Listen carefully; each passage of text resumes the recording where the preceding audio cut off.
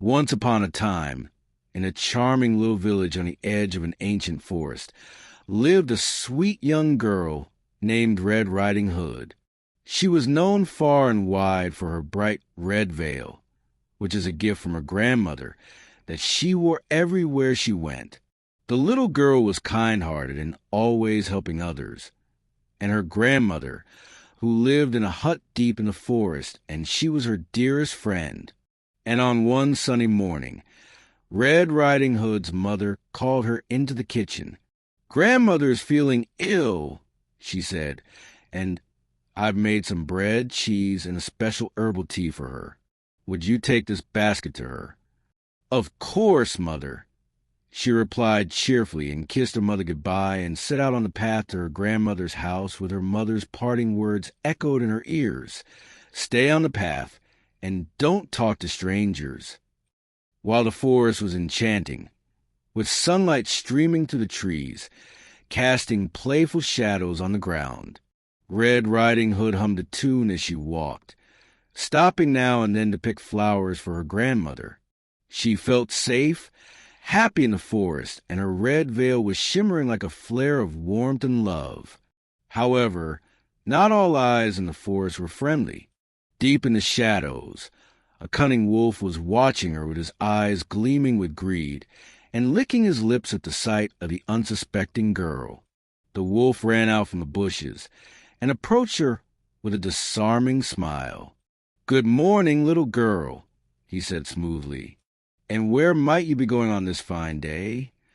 Red Riding Hood remembered her mother's warning, but the wolf seemed so polite and curious. "I'm going to visit my grandmother because she's not feeling well, and I'm bringing her some treats," she replied. "What a good little granddaughter you are," the wolf praised, his mind already plotting. "Where does your grandmother live?" "She lives in a hut at the end of this path," Red Riding Hood said innocently, pointing deeper into the forest. Quickly, the wolf thanked her and hurried off, leaving the little girl to continue her journey. Little did she know, the wolf had taken a shortcut, racing ahead to her grandmother's house. When the wolf reached the hut, he knocked on the door. "Who's there?" came the frail voice of Red Riding Hood's grandmother.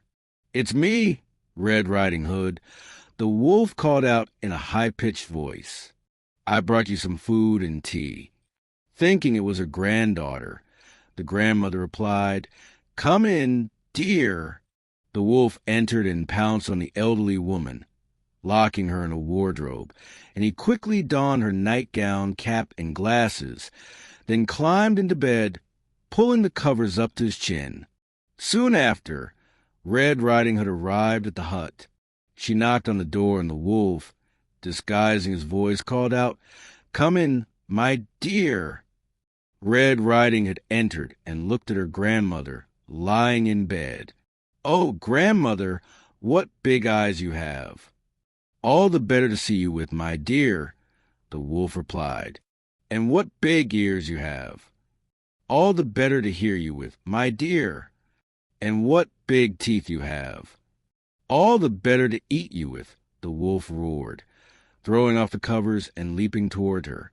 Red Riding Hood screamed and darted around the room, searching for a way to escape. Her heart pounded, but she remembered her mother's teachings about bravery and quick thinking.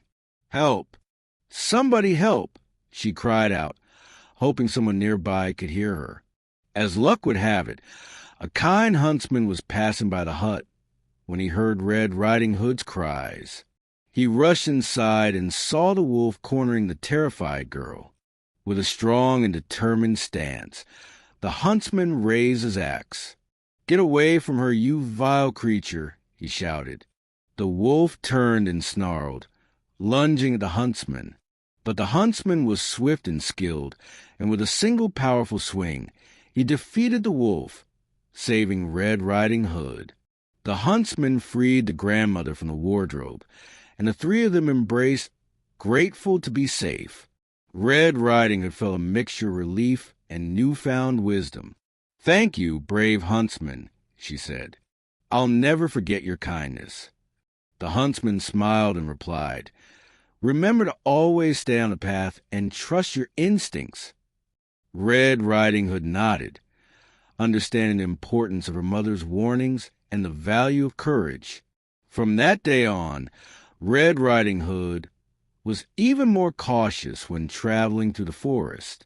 She and her grandmother enjoyed many more visits, each one filled with love and laughter. And every time she wore her red veil, she was reminded of the bravery and quick thinking that had saved her life. As for the wolf, the forest was free from its cunning ways, and the village remained a peaceful place. Red Riding Hood's story became a cherished tale, teaching children the importance of following safety rules, being brave, and always thinking on their feet.